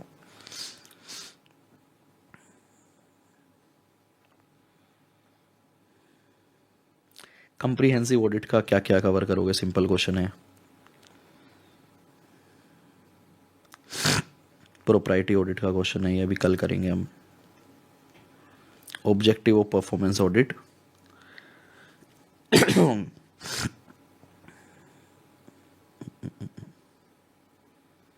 Audit report का question है, आखिरी question जो हमारी किताब का है, ये government audit. Next same question RTP May 24 में, रिपोर्ट जो है वो रिजेक्ट कर दी, सेम क्वेश्चन है, बताओ क्या करोगे। 4 बार सेम क्वेश्चन, ठीक है। तो ये पूरा क्वेश्चन बैंक मैं आपको कल करूँगा। आपका होमवर्क ये है कि आप चारों सेम है, क्वेश्चन भी सेम है, चारों आंसर भी सेम है। ये क्वेश्चन नंबर 16 क्वेश्चन बैंक की पीडीएफ टेलीग्राम पे है पूरी। ये आपने इस पूरे, सर इतना बड़ा तो याद नहीं कर सकते, चैट जीपीटी को ये पूरी फोटो देना, मैंने भी कर रखा है ये काम, लेकिन आप करना, और चैट जीपीटी से इसकी समरी बनवा लो पॉइंट वाइज फॉर्म में, या खुद से बना लो। ये क्वेश्चन की आपको राइटिंग प्रैक्टिस करनी है। सर बाकी क्वेश्चन बैंक अभी करें ना करें, मैं तो कहूँगा भाई कल की क्लास के बाद ही करो बाकी क्वेश्चन बैंक भी।